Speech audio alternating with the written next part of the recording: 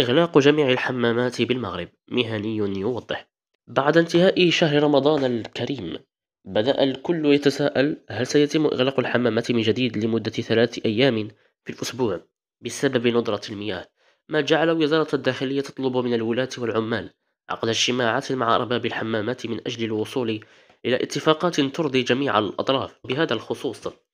قال أحد المهنيين في تصريح لست أنفو إنه في انتظار أن يتم عقد اجتماعات مع السلطات المعنية. قرر المهنيون فتح أبواب الحمامات في وجه زبنائهم طيلة أيام الأسبوع، ما دام أنهم لم يتوصلوا بأي قرار رسمي يجبرهم على الإغلاق.